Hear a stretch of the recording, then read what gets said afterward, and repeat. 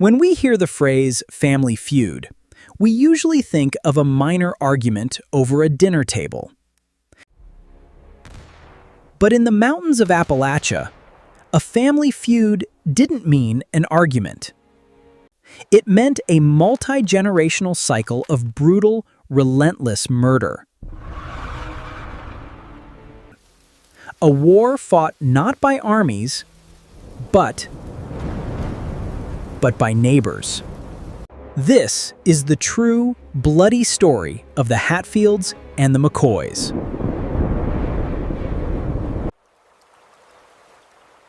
The border between West Virginia and Kentucky is separated by the Tug Fork River. On the Green Valley side lived the prominent family community, guided by an influential and strong-willed leader.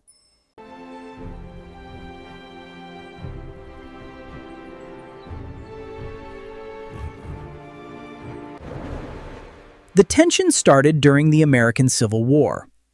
The region was a lawless borderland. Most of both families fought for the Confederacy, but Randolph McCoy's brother, Asa Harmon, joined the Union Army. In 1865, Asa Harmon was murdered by a pro-Confederate militia group. The group included Devil Anse Hatfield's uncle. No one was ever brought to trial. The McCoys never forgot the killing. 13 years later, a bizarre incident reignited the hatred. Randolph McCoy accused a Hatfield of stealing a pig. It sounds trivial today, but in the impoverished mountains of 1878, a pig meant survival through the winter. The trial was held locally. The judge was a Hatfield. The key witness for the defense was a McCoy relative named Bill Statton. Statton testified in favor of the Hatfields. The Hatfields won the case. Months later, the characters met in the beautiful woods.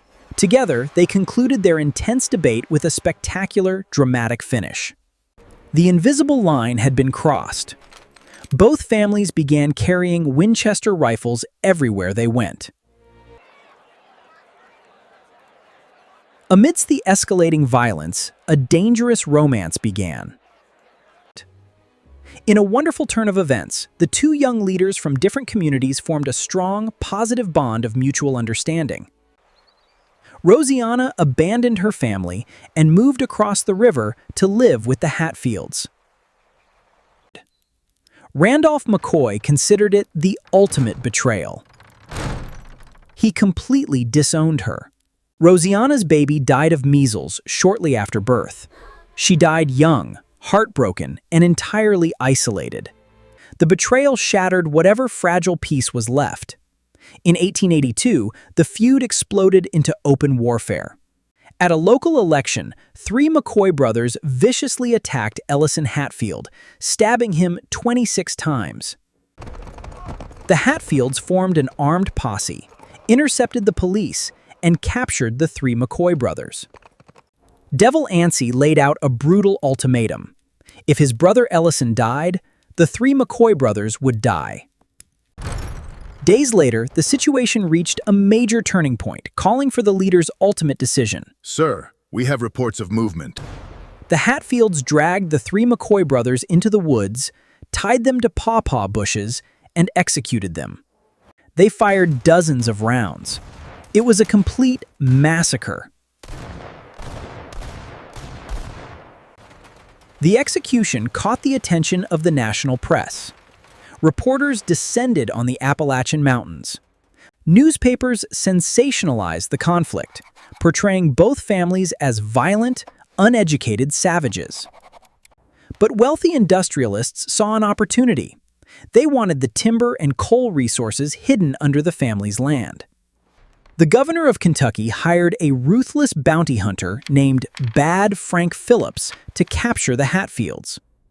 Phillips led heavily armed raids across the state line into West Virginia, operating completely outside the law. Cornered and desperate, the Hatfields planned one final, devastating strike to wipe out Randolph McCoy entirely. On New Year's Day, 1888, a group of Hatfields surrounded Randolph McCoy's cabin in the dead of night. They set the cabin on fire to force the family out.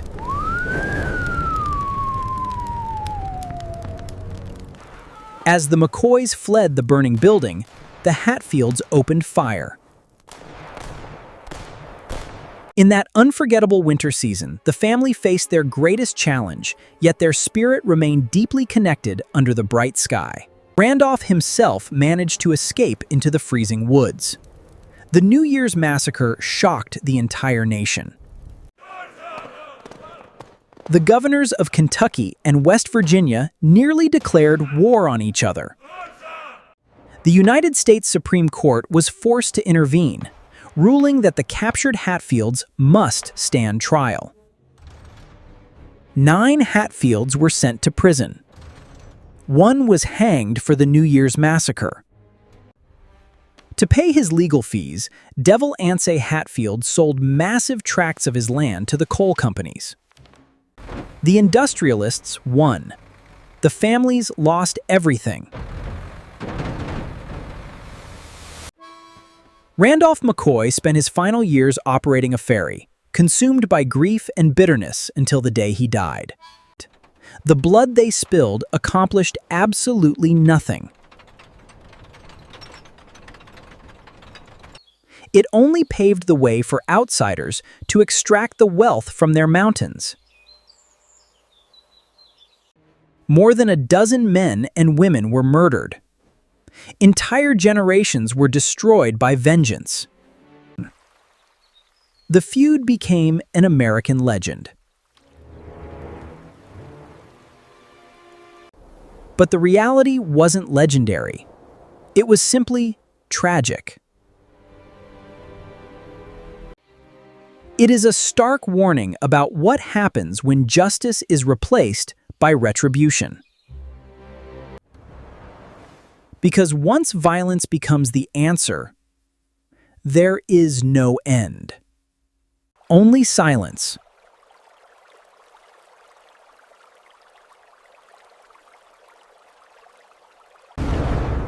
If these stories matter to you, help us keep them alive.